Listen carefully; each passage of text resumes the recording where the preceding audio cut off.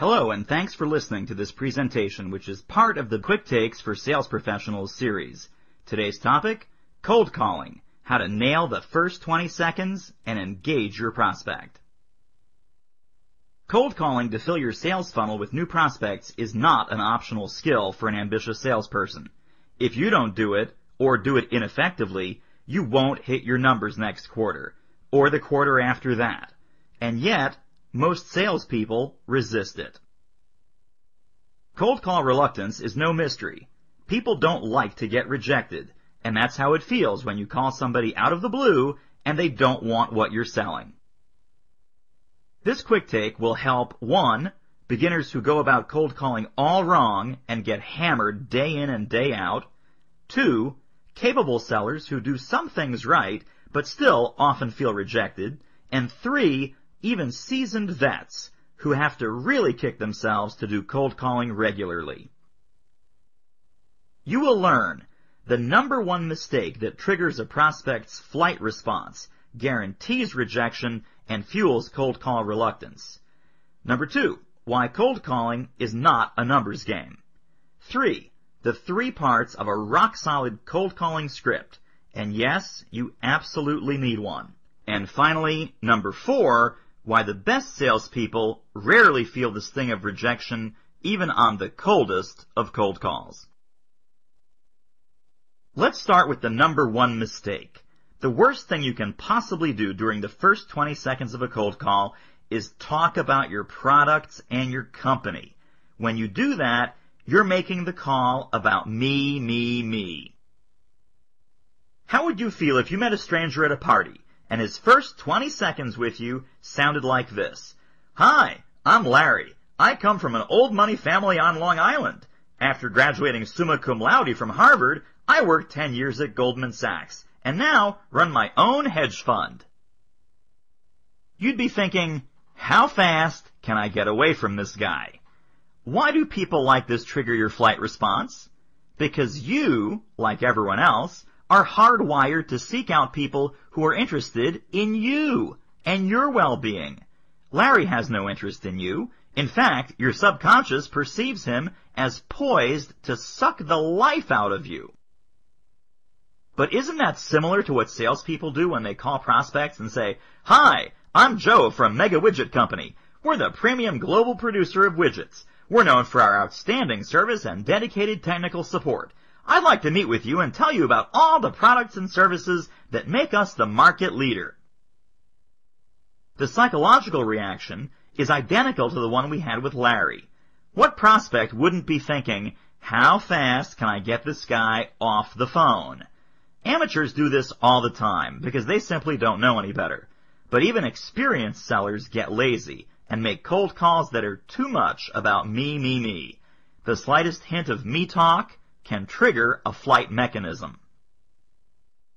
Fact is, impersonating Long Island Larry is the easy way to go. You're an expert on your company, its products, and the benefits you deliver. You could recite a cold call script about me in your sleep. If you make enough me calls, eventually you'll find a real prospect. Even a blind squirrel finds an acorn from time to time. But the cost of dialing for dollars is huge. Rejection takes its toll. Eventually, it fuels call reluctance. You cut back on the calls. Your funnel dries up. You miss your numbers. There's a better way, and it starts with a simple maxim. Cold calling is not just a numbers game. Quality matters. What's that mean? It means from now on, don't ever make a cold call to someone you know nothing about. Do your homework before every call. That way you never sound like you're dialing for dollars or cold calling an anonymous list. How do you find out about people? Successful salespeople know the awesome power of tools like prospects' websites, internet searches, and databases like Hoover's. Look for press releases about new products, acquisitions, new financing, or anything that'll indicate company benchmarks, goals, or how resources are being deployed. Once you've done your research, now what? What do you say in those first 20 seconds that will prevent the flight response and get the prospect to talk to you? you talk about them. More specifically, you make it clear that you're interested in their well-being. You want to help. First, a word about scripts. Do you really need one? Yes. Engaging a prospect in 20 seconds, disarming their flight mechanism, is extremely difficult. That's why so few salespeople can do it. You need to spend a lot of time and thought preparing a tight script. Then you need to practice it so it doesn't sound in the least bit scripted. Here's an outline of the script. It addresses the 3 things the prospect must know before he'll talk to you. 1, who are you? 2, why are you calling? 3, what's in it for me? Number 1 is easy. Hi, I'm Jane Smith from FleetSoft. People need to know who they're talking to, but keep it short and sweet. Number 2 is trickier. Do you say, I'm calling because I want to sell you software that monitors your fleet of trucks? That's the real reason you're calling, right? Yes, but if you say that, your call is over. How about this? I'm calling because we have a new transportation software product that allows you to track your fleet capacity better than anything on the market. I'd love to show it to you. A little better, but tracking fleet capacity is a feature, not a benefit. And the prospect will translate, I'd love to show it to you, as I want to sell you, and it'll trigger his flight mechanism. The problem is that the seller is still ignoring the 3rd element of the successful cold call. What's in it for me? How about this? Hi, I'm Jane Smith from FleetSoft. I'm calling because we've developed a new transportation software product that allows companies to increase their average load capacity by as much as 40%. It's a quantum leap technology. Is that something you'd be interested in? Significantly better. It says why Jane is calling and promises an attractive benefit that any fleet operator would want.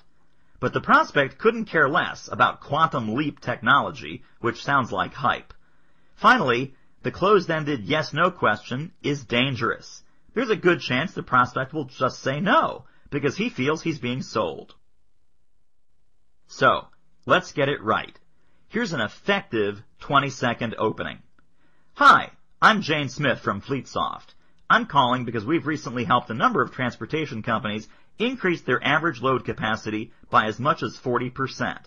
I know that at your company and others, there's pressure on margins these days. Can I ask you a few questions to see if there's any chance we could help your company as well? Why does this work? First, notice there's no mention of the product at all.